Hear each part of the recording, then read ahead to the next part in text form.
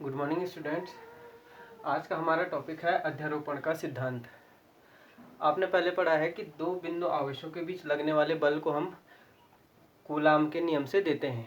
अब यदि हमारे पास दो से ज़्यादा बिंदु आवेश हैं, यानी सिस्टम ऑफ चार्जेज है, डिस्क्रीट चार्जेज, जैसे इस प्रकार से यहाँ पे मैंने दिखा रखा है, कोई आवेश प्लस क्यू है, ये Q1, Q2, Q3, Q4 उनके चिन्हों के साथ है, या इससे ज़्यादा n आवेश है सपोज हमारे साथ, तब हम उस निकाय का या कि उस निकाय में किसी एक चार्ज पर लगने वाला कुल बल क्या है उसको कैसे निकालेंगे।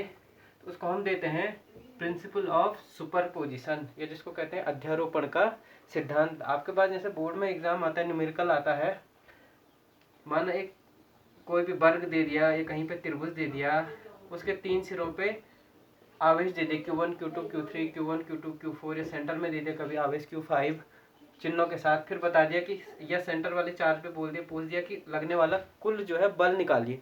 तो वो आप कैसे निकालेंगे, वो सब जो है आप अध्यारोपण के सिद्धांत से कैलकुलेट करते हैं, इसलिए ये सिद्धांत इंपॉर्टेंट है। इसमें कथन में सिद्धांत क्या कहता है कि interaction between two charges is independent of the presence of any other charge. मतलब ये इस प्रकार से कहता है कि यदि हमें किसी दो बिंदुओं आवेशों के बीच, यानी यहाँ पे Q और Q3 के बीच अगर मैं इंटरेक्शन देखता हूँ, लगने वाला बल देखता हूँ, तो तब मेरे को ये मानना पड़ेगा कि माना कि बाकी आवेश वहाँ पे है ही नहीं, ये हमको कल्पना करनी होगी, इस तरह से लेना है उनको।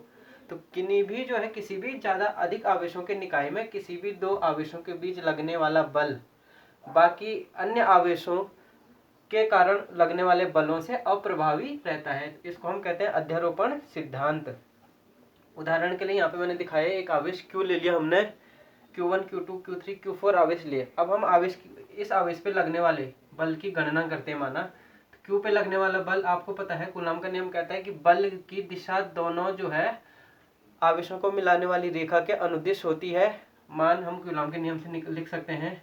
तो अगर मैं दिशा निकालूं, माना Q2 के कारण लगने वाला बल मैं कहूँ क्या है, F2 है, तो ये देखिए ये माइनस है, प्लस है, आकर्षण बल लगेगा। तो इस Q पे इसके कारण कैसा बल लगेगा, आकर्षण, ये Q को अपनी ओर खींचेगा। तो ये इसको सपोज मैंने कहा F2। Q1 पे देखिए Q1 प्लस है, Q भी प्लस है, तो ये कैसा लगेगा, प्रतिकर्षण। तो ये क्या करेगा, इसको दूर की ओर धक्का देगा, तो Q को क्या करेगा, दूर की ओर धक्का देगा। ये बल मैंने दिखाया F1। ये सीधी रेखा कि दोनों आवेशों को मिलाने वाली रेखा के अनुदिश, जब F1 लग रहा तो इसको कंसीडर नहीं कर रहे, जब F2 को कैलकुलेट कर रहे तो इस वाले आवेश को हम कंसीडर नहीं कर रहे हैं। यह अध्यारोपण का सिद्धांत बताता हमको।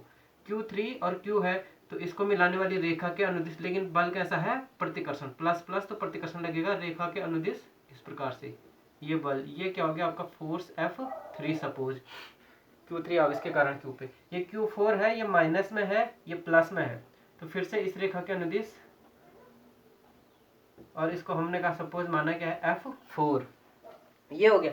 तो ये एक निकाय है आवेशों का, और ये हमने अध्यारोपण के सिद्धांत से ये निकाला है कि Q पे लगने वाला बल। अब Q पे लगने वाला कुल बल इस प्रकार जो है, बिंदु आवेश Q पर लगने वाला कुल बल, माना उसको हम दिखाते हैं F से। तो F is equal to F1 plus F2 plus F3 plus F4 है यहाँ पे, जहाँ पे n है तो Fn तक।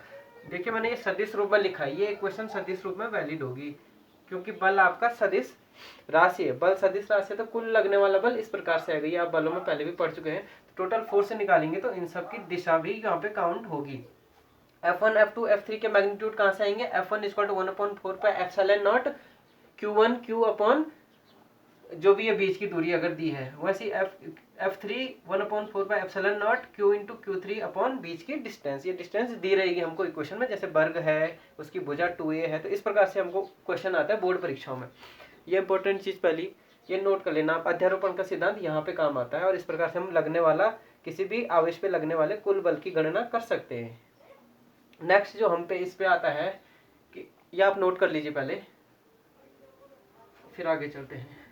ये तो था जब बिंदु आवेश आपके अलग अलग हैं, डिस्क्रीट है या डिसकंटिन्यूअस है, यानी अलग अलग है, डिसकंटिन्यूअस बिंदु आवेश है, आवेश डिसकंटिन्यूअस है, आवेश का डिस्ट्रीब्यूशन। अब है अगर कंटिन्यूअस चार्ज डिस्ट्रीब्यूशन, या सतत आवेश का वितरण है, सतत आवेश वितरण, जिसको हम कहते हैं कंटिन्यूअस चार्ज डिस्ट्रीब्यूशन।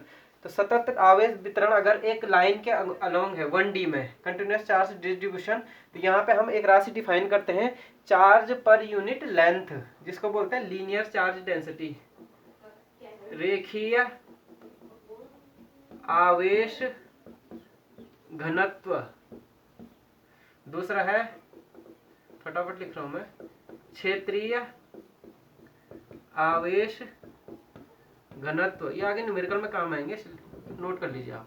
तीसरा हमारे पास थर्ड क्वांटिटी आयतन आवेश घनत्व। नाम स्पष्ट है, रेखीय है, ये क्षेत्रीय है, ये आयतन है। रेखा है तो ये काम आता है 1D में, जब 1D में चार्ज का डिस्ट्रीब्यूशन है। ये काम आता है 2D में, जब 2D में चार्ज का डिस्ट्रीब्यूशन है, यानी किसी भी क्षेत्रफल के अनुदिश चार्ज है। कंटिन्यूअस बॉडी, ये चार्ज हमारा क्षेत्रफल में है फैला हुआ, चार्ज हमारा रेखा में है, चार्ज हमारे क्षेत्रफल में, चार्ज हमारा आयतन में फैला हुआ है। कंटिन्यूअस चार्ज डिस्ट्रीब्यूशन है, लगातार है। तब हम वहां पे डिफाइन करते हैं रेखीय आवेश घनत्व। तो इसको दिखाते हैं लैम्डा से, इसको दिखाते हैं हम सिग्मा से, और इसको दिखाते हैं हम रो से। इस प्रकार से आवेश घनत्व, घनत्व हमने एक राशि पढ़ी थी, घनत्व बराबर क्या होता है, द्रव्यमान बटे आयतन। पर इकाई आयतन में जो द्रव्यमान होता है उसको हम क्या बोलते हैं, घनत्व बोलते हैं। तो वैसे ही यहाँ पे अगर हम घनत्व की बात कर रहे हैं, लेकिन किसका घनत्व, आवेश का घनत्व।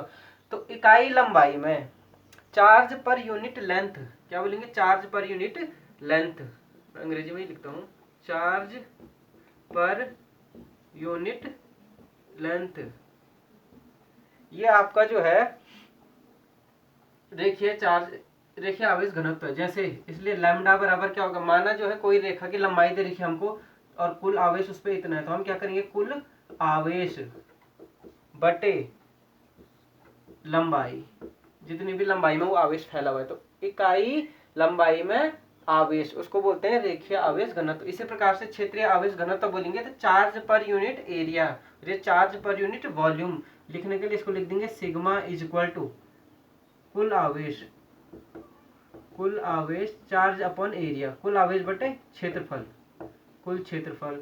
इसको हम बोलेंगे रो इज इक्वल टू कुल आवेश बटे आयतन।